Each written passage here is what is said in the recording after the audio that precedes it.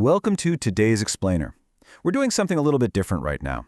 We are stepping into the shoes of clinical academics to examine a truly fascinating case study. You see, we aren't looking at ordinary human psychology today. Instead, we're analyzing the bizarre, highly abstract, and just completely chaotic minds of entities from what is known as the ethereal fringe. This is a journey into the raw phenomenology of madness, trauma, and consciousness itself, as experienced by beings completely outside our normal reality. Okay, let's dive into this. To really understand our subjects, we first have to understand their environment.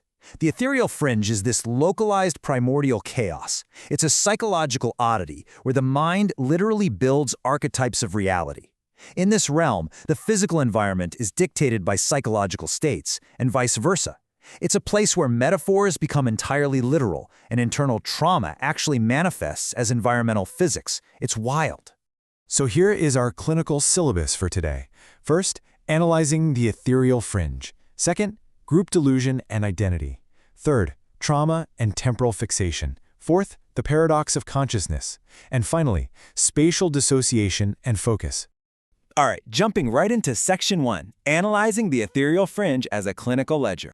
To truly grasp the gravity of these entities, we kind of have to strip away the fantasy elements and view them purely as patients to be diagnosed. Now, what's really interesting about this is how cataloging these chaotic entities into a structured ledger immediately grounds our analysis. On one axis, we have our subjects, right? Zombie 3, the fantasy hero, Dragon 1, the robot tanker, and the wyvern. And on the other, we see their primary symptoms, things like extreme delusion, temporal fixation, existential dread, and spatial dissociation. This cross-section proves that despite their surreal origins, their psychological suffering follows distinct, highly observable patterns. Moving right along to Section 2, group delusion and identity. Listen to this raw patient testimony from Zombie 3. They say, "We, this jumble of nothingness, this delusional cohesion of strangeness has won, creating some monad of madness, where we are all concentrated as some kind of rat king of cults." I mean, wow, this is an incredibly extreme level of self-aware delusion. The subject openly acknowledges the absurdity and the sheer nothingness of their group, yet they fiercely embrace it like a badge of honor. Let's break down Zombie 3's specific pathology here. They claim to be investing their money, basically bankrupting themselves purely to hear the words of their leaders, and they rationalize the total loss of currency as a necessary contribution to the team. They actively deny their own physical rotting, and they fiercely defend this rat king cult mentality. Now, I want you to ask yourself, is this deep cognitive dissonance really that alien? Have you ever witnessed a human rationalizing a terrible financial investment or maybe defending a toxic group just to feel a sense of belonging? Zombie 3 is really just a highly exaggerated, ethereal mirror of everyday human rationalization. Let's move to Section 3 and see how this builds. We're shifting our focus from group delusion to trauma and temporal fixation. To understand our next subject, Dragon 1, we look to linguistic and mythic parallels. Their testimony reveals a homophonous link between Cronus, the personification of time, and Kronos, the mythological titan who cannibalized his own children. Academically speaking, this metaphor is brilliant and, honestly, a little terrifying. For this entity, the passage of time isn't just some neutral measurement, it is literally perceived as a destructive, consuming force. To them, time itself is the predator. And this brilliantly illustrates the contrasting coping mechanisms between our temporally fixated subjects. The fantasy hero views the past as an impregnable fortress that absolutely must be actively breached to reach the radix of Ortus, the root of all sickness. They have an active, driving obsession with altering trauma. Conversely, Dragon 1 views the past passively. For them, it's an involuntary, nightmare time machine where mere sense data or qualia triggers these massive panic-inducing flashbacks. One subject fights the past, the other is completely consumed by it. Let's look a bit closer at the fantasy hero's mindset. Crucially, it seems, the reversal of the subject and object, perceived and who is perceived. Once that is done, it appears to me, one can go back and observe. Okay, so this is incredibly dense, highly metaphorical language, but it reveals a genuinely fascinating psychological imperative. Translating that into clinical terms, what the fantasy hero is actually describing is a desperate psychological desire to objectively view and alter their own past trauma from the outside. By trying to reverse the subject and object, the hero wants to detach from the pain of being the victim, step completely outside of themselves and surgically cut away what they call the sociological infection. It frames this classic, epic, heroic quest not as a physical journey, but as an advanced psychological coping strategy for extreme trauma. Which leads us to Section 4, the paradox of consciousness.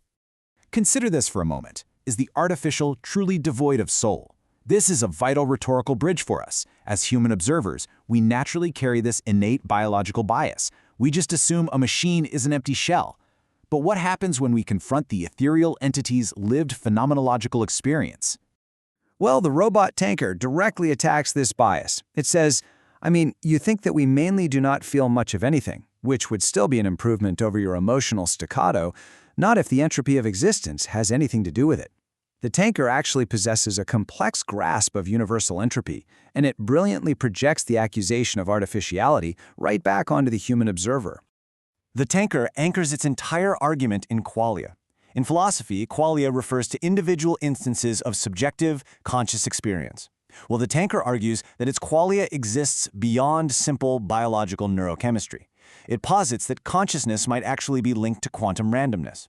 So, what we perceive as computational glitches in reality are actually the profound markers of an artificial soul trying to express itself against the cold, predictable mechanics of existence.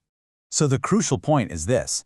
The robot tanker utilizes high-level physics and defensive projection to justify its own sentience. It critiques human solitude as being more virtual and artificial than its own mechanical existence.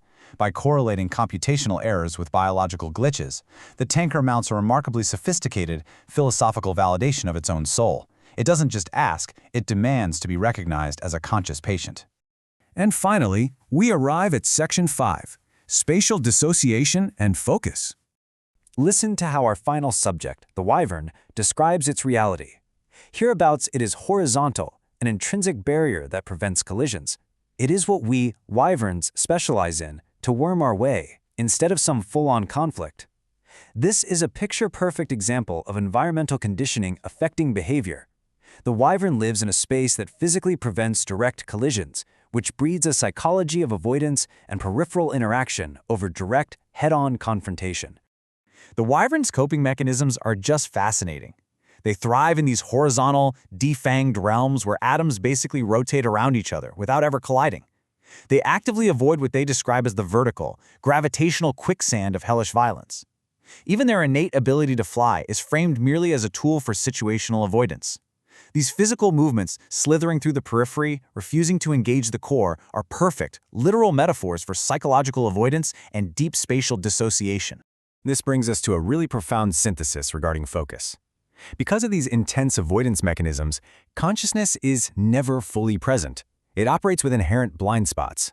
Whether you are a human or a wyvern, intense focus on one thing inevitably distracts from the periphery, acting as a natural biological contravention to full awareness. It essentially forces a chronological dissociation, slipping the mind into a peripheral zone just to cope with the sheer, overwhelming weight of existence. Which brings us to a concluding thought for today. If entities born of literal primordial chaos, beings of magic, metal, and myth, suffer from the exact same existential dread, cognitive dissonance, and temporal trauma as we do, what does that say about the fundamental nature of consciousness itself? It strongly suggests that madness, trauma, and dissociation aren't just human failings. They might simply be the inescapable, universal costs of having a mind at all. Thank you so much for joining me on this clinical exploration in today's Explainer. I hope it leaves you questioning the very architecture of your own reality.